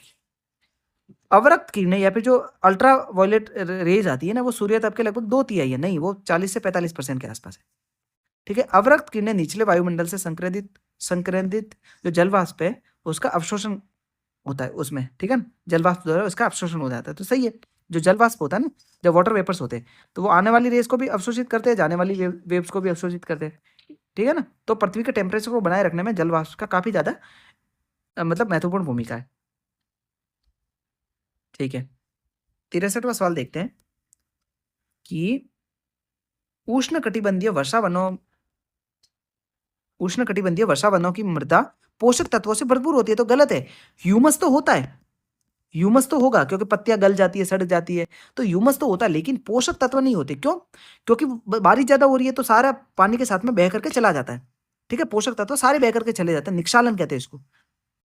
लेकिन ह्यूमस होता है, ह्यूमस जैसे पत्ती होती है ना वो सड़ गल गई तो ह्यूमस तो होगा, लेकिन पोषक तत्व नहीं होगा। तो पहला गलत है, पहला गलत होती है, अपना आंसर तो निकल गया। लेकिन देख लेते हैं कि भाई उष्णकटिबंधीय वर्षा वनों में उच्च ताप एवं आर्द्रता के कारण मृदा में विद्यमान मृत जैव पदार्थ द्रुत रूप से अपघटित होता है। ठीक है, पत्तियां ज्यादा है, पत्तियां गिरी हुई है। ठीक है, मान लीजिए अमेजन वन को भी अपन देखते हैं तो वहां पर हाई टेम्परेचर है और ह्यूमिडिटी भी काफी ज्यादा है, तो जो पत्तियां होगी ना वो डीकम्पोज बहुत तीव्र गति से हो जाएगी। तो यहाँ पर ह्यूमस तो होगा लेकिन मृदा में पोषक तत्वों की होगी कमी। ठीक है ना, तो 63 नंबर सवाल हो गया। क्वेश्चन नंबर 64 क्या है कि पहला ये कि गर्मियों के टाइम पे महाद्वीपों और महासागरों के बीच में जो तापमान में जो अंतर होता है वो शीत ऋतु की तुलना में ज्यादा होता है। जैसे लो टेम्परेचर कितना डिग्री सेल्सियस था और हाईएस्ट टेम्परेचर कितना था, तो वो ग्रीष्म ऋतु में शीत ऋतु की अपेक्षा ज्यादा होता है, तो नहीं, गलत है। जो सर्दियों के टाइम पे क्या होता है, लोएस्ट टेम्परेचर तो बहुत ज्यादा कम चला जाता है और हाईएस्ट टेम्परेचर एवरेज के आसपास रहता है, लेकिन गर्मियों में ये नॉर्मली थोड़ा कम तापांतर कम रहता है। गर्मियों का तापांतर कम रहता है, सर्दियों का तापांतर ज्यादा रहता है, तो ये आइडिया रखना चाहिए आपको। ठीक है ना, और इसको नोट कर लेना। दूसरा क्या है स्टेटमेंट, जल की विशिष्ट ऊष्मा भूपृष्ठ की विशिष्ट ऊष्मा से अपेक्षाकृत अधिक होती है। ठीक है, तो दूसरा सही है, मतलब जल की विशिष्ट ऊष्मा मतलब कि अगर जल आपको पता है धीरे से ठंडा होता है, धीरे से गर्म होता है, तो उसकी विशिष्ट ऊष्मा ज्यादा है। अब लैंड एरिया जो होते हैं ना वो जल्दी ठंडे हो जाते हैं और जल्दी गर्म हो जाते हैं, तो इसकी विशिष्ट ऊष्मा है ना वो कम है। ठीक है, तो जल की विशिष्ट ऊष्मा भूपृष्ठ की विशिष्ट ऊष्मा से अपेक्षाकृत अधिक है, तो ये जो आंसर है ना वो सही है, तो इसका आंसर हो जाएगा डी। ठीक है, ओके। विशिष्ट ऊष्मा को समझते हैं एक बार कि समान ऊष्मा मिलने पर भूमि जल्दी एवं जल कम गति से गर्म होता है, तो ये सिंपली समझना है कि भाई विशिष्ट ऊष्मा का मतलब होता क्या है। ठीक है, 65 नंबर सवाल देखते हैं कि सिस्मोग्राफी में जो एस तरंगे से पूर्व पी तरंगे उल्लेखित होते हैं। आपको पता है पी तरंगों की स्पीड ज्यादा होती है तो वो सबसे पहले सिस्मोग्राफ में डिनोट होगी, तो पहला सही है। पी तरंगों में अलग अलग कण तरंग प्रसार आगे पीछे की दिशा में ऐसे ऐसे। ठीक है ना, तो आपको पता है कि पी तरंगे है ना, वो ऐसे संपीड़ित हो जाता है, फिर फैल जाती है तरंगे, फिर संपीड़ित, ऐसे आगे पीछे। लेकिन एस तरंगे होती है ना, वो ऊपर नीचे की तरफ ऐसे ऐसे गति करती है। ठीक है, तो दोनों स्टेटमेंट सही है। ये देख लेना यहाँ से कि अनुदैर्ध्य और लंबवत किस तरीके से गति करती है। 65वां सवाल। 66 नंबर सवाल क्या है कि भारत में कोयला आधारित तापीय शक्ति संयंत्रों के संदर्भ में बताना है कि उनमें से किसी में भी समुद्र का जल का उपयोग नहीं होता। एक भी अगर यूज करा तो गलत हो जाएगा। इसमें से कोई भी जल संकट वाले जिले में नहीं है भाई। झारखंड, उड़ीसा इधर तो स्थापित है ही ना। ठीक है, छत्तीसगढ़ तो गलत है, और वो जल संकट वाले एरिया है भी। उनमें से कोई भी किसी निजी स्वामित्व में नहीं है, तो अडानी पावर्स लिमिटेड है ना, तो तीनों गलत है।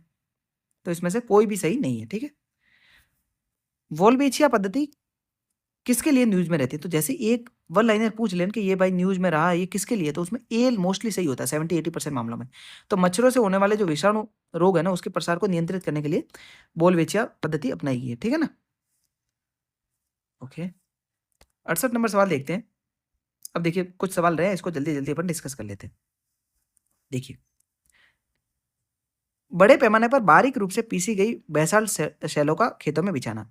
इसमें सिक्वेस्ट्रेशन, कार्बन को संग्रहित करने के लिए किस किस चीज़ों का उपयोग हो सकता है। अब देखिए ये भी एप्लीकेशन बेस्ड सवाल है कि भाई इनमें से किसी का भी किसी का भी यूज कार्बन सिक्वेस्ट्रेशन के लिए इन फ्यूचर हो गया यूज, तो तीनों ही सही है। एप्लीकेशन बेस्ड सवाल है। ठीक है ना। कार्बन को वायुमंडल से हटा करके पुनः इसको तरल या फिर ठोस अवस्था में बदलना ही विविक्तीकरण होता है, या फिर कार्बन सिक्वेस्ट्रेशन होता है। ठीक है, कार्बन कैप्चर ह्यूमन मेड भी हो सकता है और नेचुरल भी हो सकता है।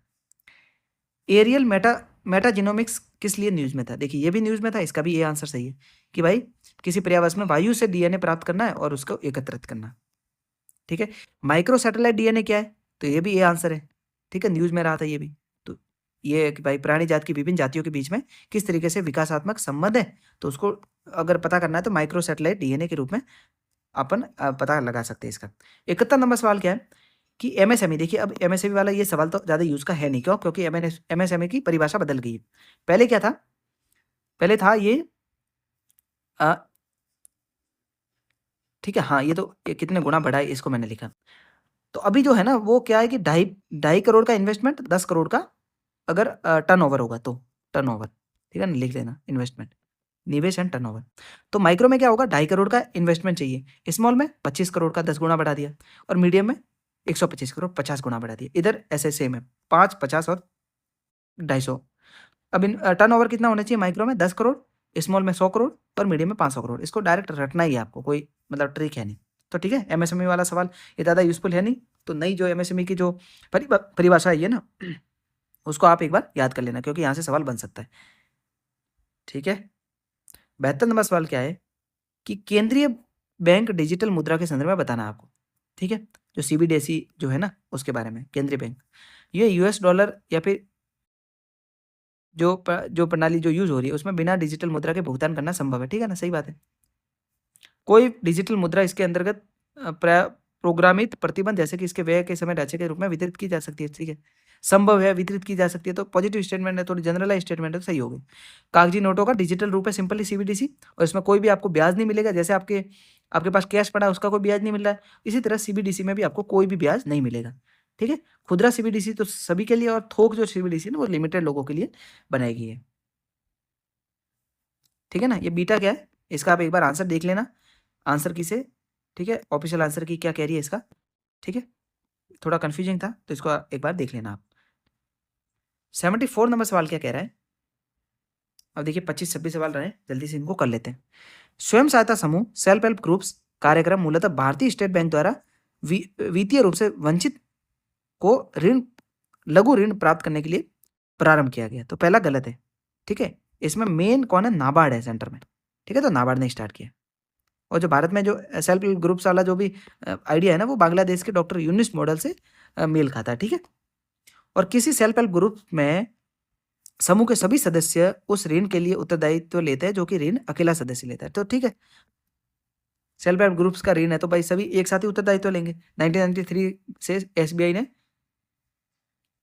एसबीआई ने बचत खाते को खोलने की अनुमति दी थी। ठीक है, क्षेत्रीय ग्रामीण बैंक अनुसूचित वाणिज्यिक बैंक एसएचजी को समर्थन देते हैं।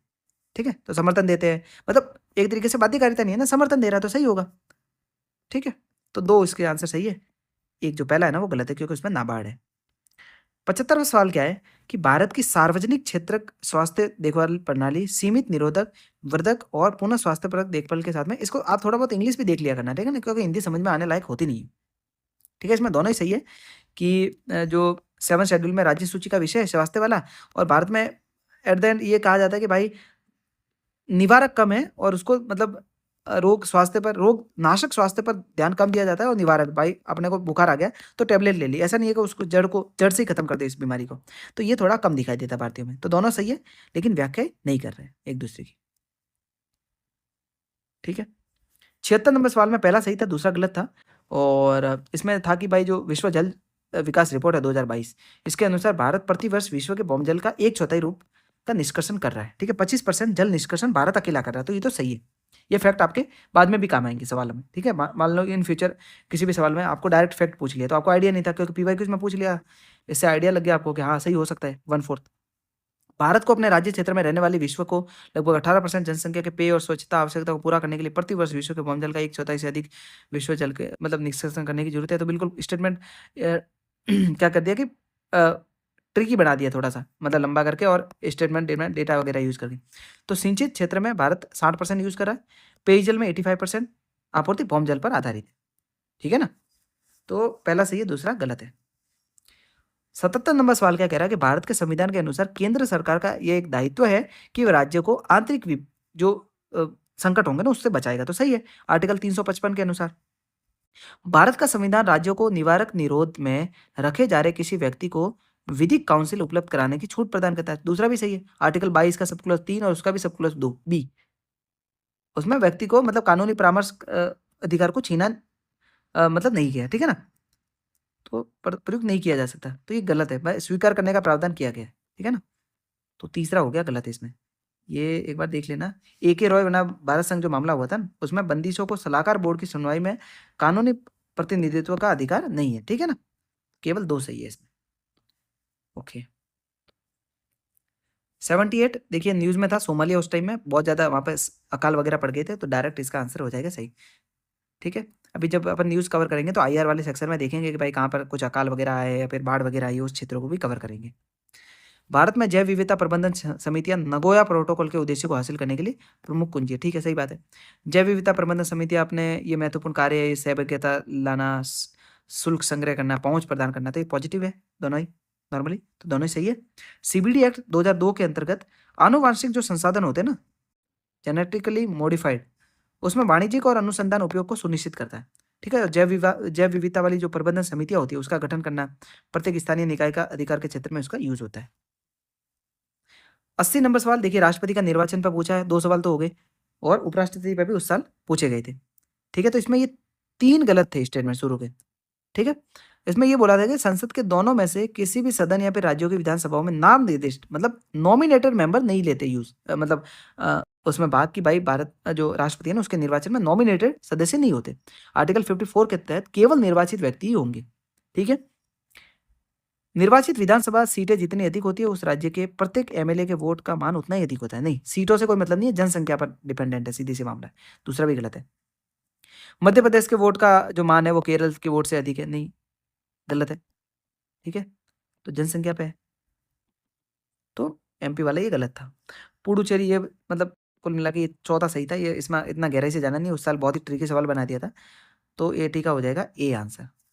ठीक है, 81 अभी हिस्ट्री स्टार्ट हो गई है कि अलेक्जेंडर और लॉन्गहर्ट, रॉबर्ट रसेल, स्वेल या फिर जेम्स बर्गस, ये इलियट वगैरह किससे जुड़े हुए थे, तो पारतात्विक पुरातात्विक जो उत्खनन से रिलेटेड इनका नाम देखा जाता है हिस्ट्री में।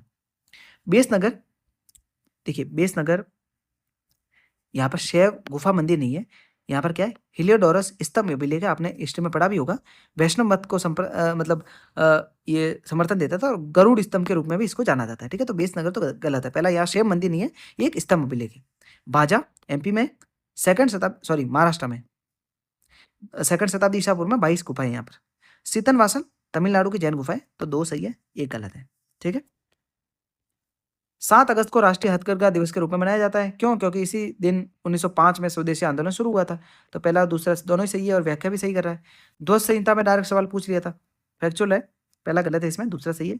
अनुपात तो सही है, लेकिन ये जो मिलीमीटर वगैरह दे रखे नहीं, ये गलत है। ठीक है, 85 नंबर सवाल देखते हैं कि नागरिकों के बीच संवैधानिक मूल्यों को संवर्धित करने के लिए संविधान दिवस प्रतिवर्ष 26 जनवरी को मनाया जाता है। ठीक है, पहला तो सही है, 26 जनवरी को आपको पता है कि संविधान दिवस मनाया जाता है।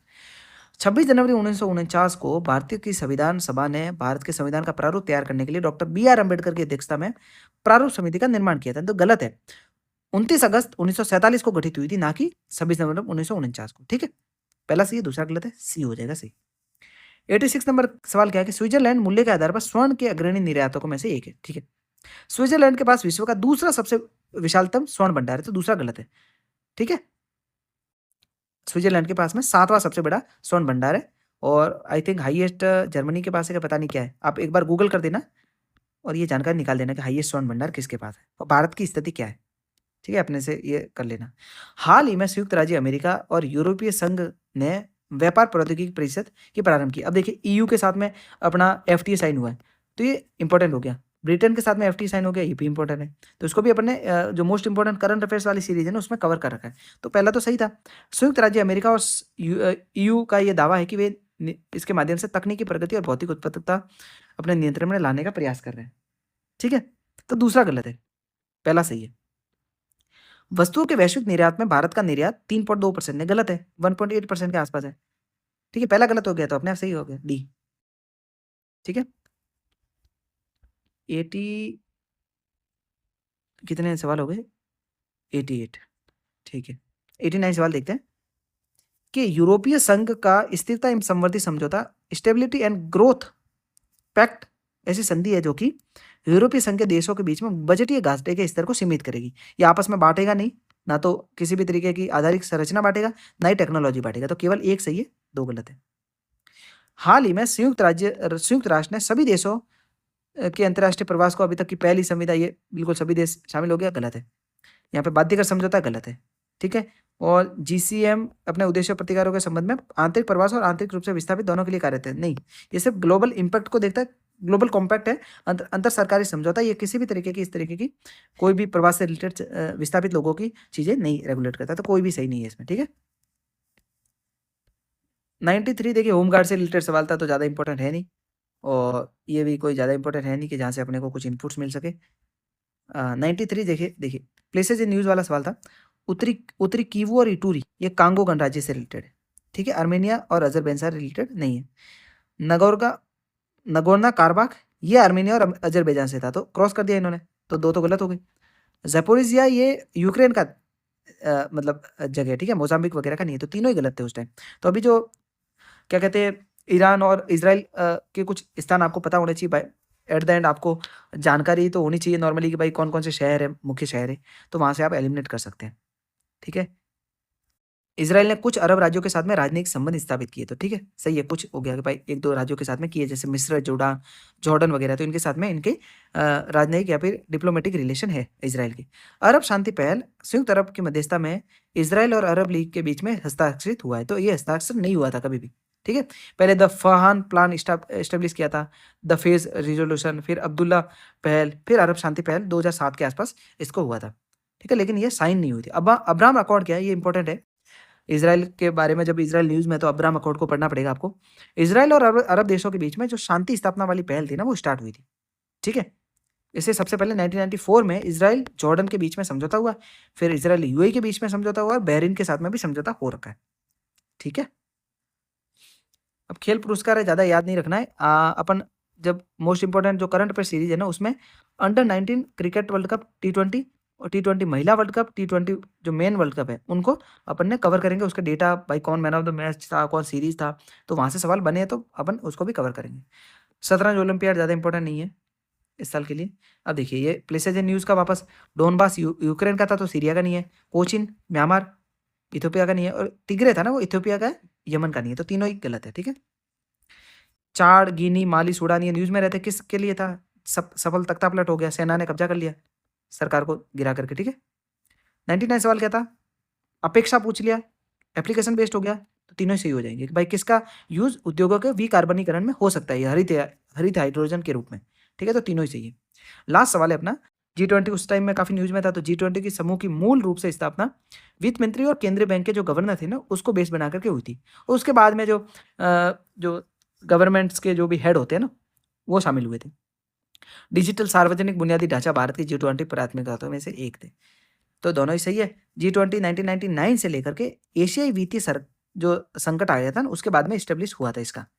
2002 2007 और 9 के बाद में राज्य प्रमुख भी शामिल हो गए थे, जैसे राष्ट्रपति या फिर प्रधानमंत्री, ये भी शामिल होना शुरू हुए थे। उससे पहले कौन थे? केंद्रीय बैंक के गवर्नर और वित्त मंत्री। ठीक है, प्रतिवर्ष इनकी वार्ताएं होती है। ठीक है, तो ये अपन ने एट द एंड सारी चीज़ों को कर लिया है, पूरे पेपर को मिला लिया है। ये आपको पीडीएफ मिल जाएगी टेलीग्राम चैनल पर। तो अगले वीडियो के लिए आपको चैनल को सब्सक्राइब कर देना है, लगातार बने रहना है। और एट तक आपका जुड़े रहने के लिए बहुत बहुत धन्यवाद। मिलते हैं अगले वीडियो में, तब तक के लिए जय हिंद।